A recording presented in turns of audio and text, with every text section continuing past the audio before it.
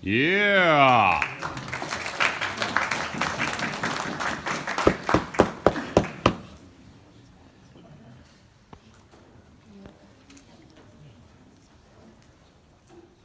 Just a little housekeeping first. Would you please raise your hand if you're an undercover cop?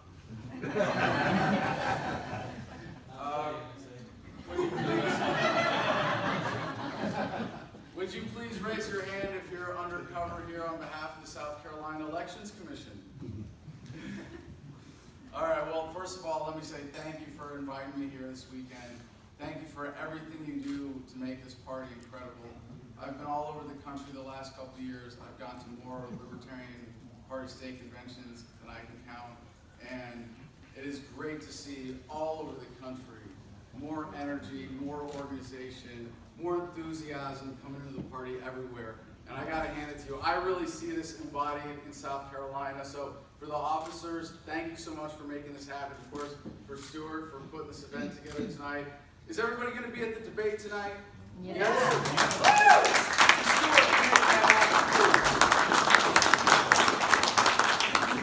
All right, so if that's the case, I can spare you all the rah-rah campaign speech and talk to you like libertarians, right? I want to hear what this campaign is about. You know, every time I have to introduce myself as a presidential candidate, I throw up in my mouth a little bit, because you really have to be some kind of psychopath to want to be president of the United States of America. Yeah. Even as a benevolent dictator, I'm going to put on the ring of power, and it's not going to affect me. Now, I know we have faced the criticism before. Libertarian candidates are inexperienced, are unprofessional, are underqualified.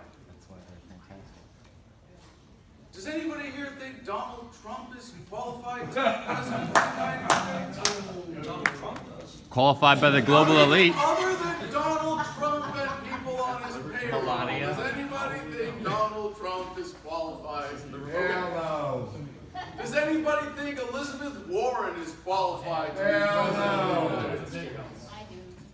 Well, the reality is that no one is qualified to put on the ring of power. No one should wield this authority over other human beings that should not exist in the first place, that the founders of this country never envisioned, and even for the people who love this constitutional system. It was never designed to govern 330 million people when it was set up, and I would say it was a power grab from the Articles of Confederation. And I know y'all are the nerds who will debate history on that with me till, well, I guess when everything's shut down at the after party tonight, Stuart, I'll be here until the end. Unfortunately, midnight. Okay, the after party's at the Kokesh campaign bus. Yeah. It's a short walk. This campaign is about localization. My platform is the peaceful, orderly, responsible bankruptcy of the entire federal government in a way that leaves us with 50 independent states and up to 562 sovereign native nations. Woo. Any fans of getting rid of the federal government? Am I in the right room? Yes. Thank you. The thing about this message and what I found on the campaign trail is that it unites everybody. We don't have to argue aesthetics. We can focus on the ethics and the love behind this message. We don't have to argue about what government should or shouldn't be when we can say, I want your rights respected in your community. I want you to have the freedom to live in a system that represents your values and meets your needs.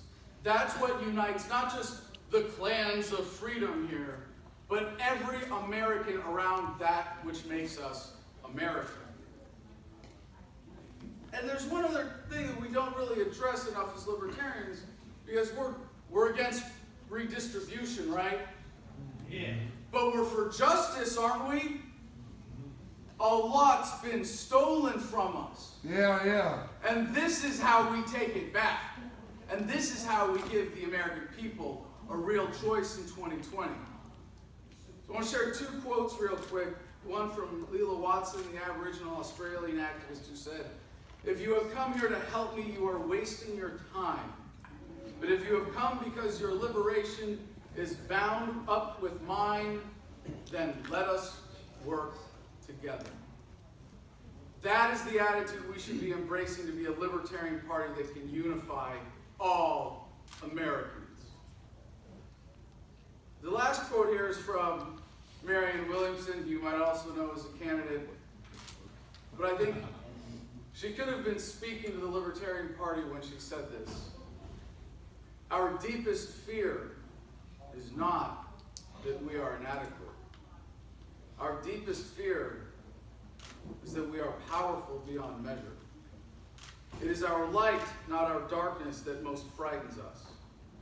We ask ourselves, who am I to be brilliant, gorgeous, talented, fabulous?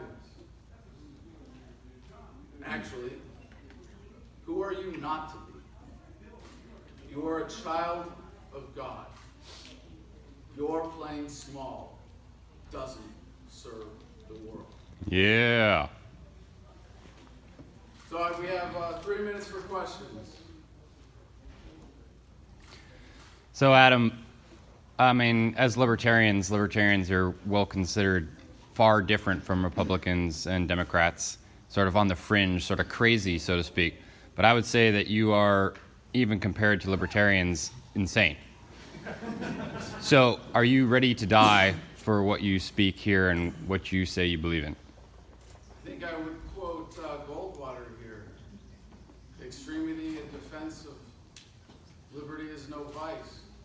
And I think my record has proven that I am uniquely qualified to say I am happy to put my life on the line for this cause.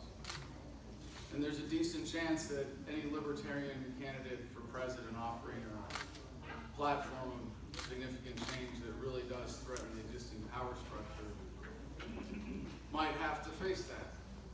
Oh, you will. That if I did, I would take the last ounce of life in me to put a smile on my face.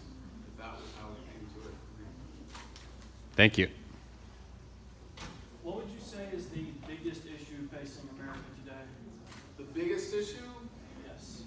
Government. Or transversely freedom, the other side of the same coin. It's a paradigm that we're stuck in, that we're mired in this attitude of statism, of control, of central authority. Again, localization, this is the everybody gets what they want strategy. This is the way out. Localization is the cure for polarization. Because liberals and conservatives don't have to meet as enemies if they're no longer forced into the one-size-fits-nobody solution. This is how we bring people into the party. And what I love about this message and this campaign, it's been so fun. Y'all saw the bus outside. Traveling with that, you pull up to any gas station, big city, small town, doesn't matter. People come up, they want to talk. The thing I hear more than anything else is, I don't normally vote, but I'd come out and vote for that. I think 2020 is the opportunity to have a breakout year for the Libertarian Party. And being realistic, I understand it would take a black swan for a Libertarian candidate, even Jesus himself, if we were so lucky, to win in 2020. But we can have a breakout year if we pull in, we reach those conventional non-voters and independents. And just for the last of my time here, a couple of administrative notes. For any of you guys who are going to be delegates to the National Convention next year, I look forward very much to seeing you in Austin. We got a lot of fun stuff planned. I hope to have your vote and your support there. I hope you all are as excited for 2020 in general as I am, regardless of who the nominee is. We have a new Facebook frame. Very easy to add. Search Kokesh for President on Facebook. KokeshForPresident.com. We have a professional photographer here. Sarah, if you raise your hand. If anybody wants their next awesome Facebook page picture, please talk to Sarah. You got a copy of my book in every place. I'm happy to sign as many as you like.